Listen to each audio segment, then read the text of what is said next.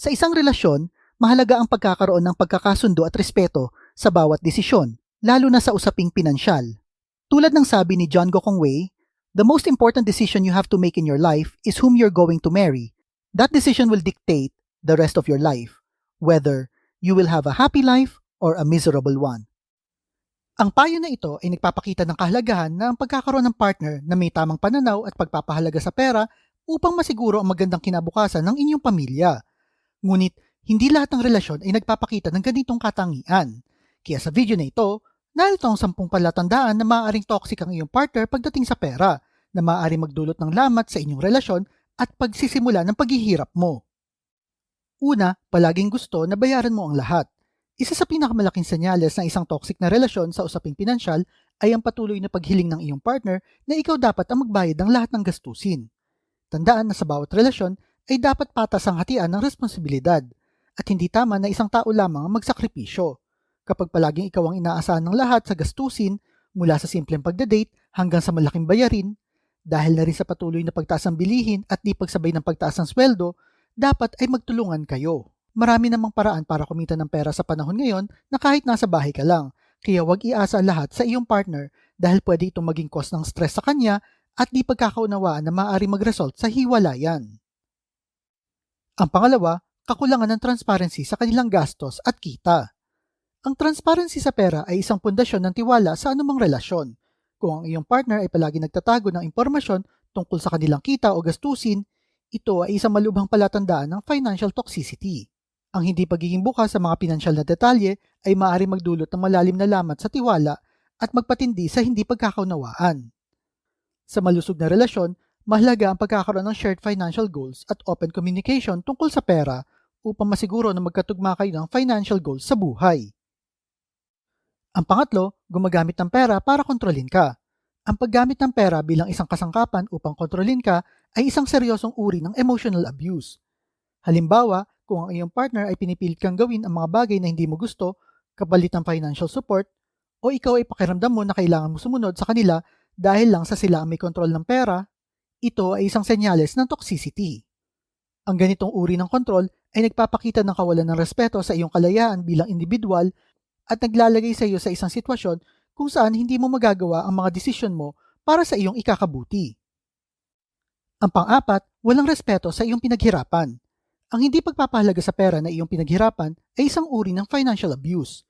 Kung ang iyong partner ay walang pakialam sa perang kinita mo at ginagamit ito ng walang pakundangan, tulad ng paggasto sa malalaking bagay na hindi mo naman talaga kailangan, o hindi sumasang-ayon sa inyong pinagsamang financial goals, ito ay nagpapakita ng kawalan ng respeto sa iyong perang pinaghirapan. Ang ganitong uri ng ugali ay maaari magdulot ng sama ng loob at maaari maging dahilan pa ng malaking gulo sa inyong relasyon. Ang panglima, iniiwasan ng pag-uusap tungkol sa pera. Ang mga usapin tungkol sa pera ay hindi palagi madaling pag-usapan, ngunit ito ay mahalaga upang mapanatili ang balance at healthy na relasyon. Kung ang iyong partner ay palaging iniiwasan na pag-uusap na may kinalaman sa pera, maaaring ito ay senyales na wala silang interes sa pagpaplano sa inyong kinabukasan o may tinatago sa kanilang tunay na intensyon. Ang pag-iwas sa mga usapin na ito ay maaaring magdulot ng hindi pagkakaunawaan at madalas na pagtatalo. Ang open communication tungkol sa pera ay mahalaga upang maiwasan ang hindi pagkakaintindihan at upang mapanatili na bilang partner ay patungo kayo sa iisang direksyon. Ang pang-anim, nagsisinungaling tungkol sa kanilang financial situation. Ang pagsisinungaling tungkol sa kanilang pinansyal na kalagayan, tulad ng pagtatago ng kanilang mga utang o pagyayabang sa mga yaman na wala naman sa kanila, ay isang malinaw na tanda ng financial toxicity. Ang pagtatago ng katotohanan tungkol sa pera ay nagiging sanhi ng maling expectations at maaaring magdulot ng malalim na hindi pagkakaintindihan sa relasyon. Kapag nalaman mo ang katotohanan, maaaring magdulot ito ng malaking lamat sa tiwala at mahirap na itong ayusin. Ang pagiging tapat at pagkakaroon ng open na komunikasyon tungkol sa pera ay mahalaga sa anumang relasyon, o madaling salita, be honest lalo na kung nanliligaw ka pa lang. Ang pangpito, pinipilit kang sumang-ayon sa isang financial decision. Kung pinipilit ka ng iyong partner na mag-agree sa mga hindi naman makatwiran o mapanirang financial decision, tulad na lang ng pag-i-invest sa hindi siguradong negosyo dahil lang sa may napanood siya sa TikTok, paggastos na malaki sa mga bagay na hindi mo naman pinagsang-ayunan, o pagsali sa mga posibleng scam, ito ay isang anyo ng financial toxicity. Ang ganitong mga desisyon ay hindi lamang inilalagay ang inyong pera sa peligro, kundi nagdudulot din ito ng stress at tension sa inyong relasyon. Dapat ay parehas kayong involved at nag-agree sa paggawa ng mga desisyon tungkol sa pera at may pagkakaisa kayo kung ano ang plano para masigurado nyo na parehas nyo maaabot ang inyong mga goals. At kung di komportable ang isa sa gagawing desisyon, makinig at pag-aralan muna ito. Ang pangwalo, laging humihiram ng pera tapos ikaw ang pinagbabayad. Kung ang iyong partner ay mahilig umutang ng pera at hindi marunong magbayad, pinapakita niya lang kung gaano siya ka-irresponsable at hindi marunong pahalagahan ang pera ng iba. Ang ganitong ugali ay hindi lamang nakakaapekto sa inyong pinansyal na kalagayan, kundi pagpapakita rin ng kawalan ng respeto sa inyong relasyon. Habang patuloy niyang ginagawa ito, mas lumalaki pa ang posibilidad na magkautang ka rin dahil na rin sa mga obligasyon na dapat siya ang gumagawa ng solusyon. Tandaan, ang isang responsableng partner ay marunong tumupad sa mga pangako, lalo na pagdating sa pera. Huwag hayaan na ikaw ang bumalikat sa kanyang mga pagkukulang. Dapat ay magtulungan kayo. Hindi ikaw yung palaging naiipit. Ang pangsyam, madalas sa pagtatalo tungkol sa pera. Kung ang pera ang laging dahilan ng inyong pagtatalo, ito ay malubhang senyales ng financial toxicity. Ang pera ay dapat isang kasangkapan upang pagyamanin ang inyong relasyon, hindi para sirain ito. Kapag ang pagtatalo tungkol sa pera ay naging madalas at paulit-ulit, maaring ito ay senyales na may malalim na isyu kayo sa inyong relasyon na kailangan niyong ayusin. Ang hindi pagkakasundo tungkol sa pera ay maaring magdulot ng stress at maging sanhi ng pagkakalayo ng damdamin sa isa't isa. Higit pa rito, maaari itong magbunga ng kawalan ng respeto at tiwala sa isa't isa na siyang pundasyon ng isang malusog na relasyon. Kung hindi ito agad maaksyonan, ang malilit na usapin sa pera ay maaring lumaki at maging sanhi ng hiwalayan. Ang pangsampu, di pagsuporta sa iyong personal financial goals.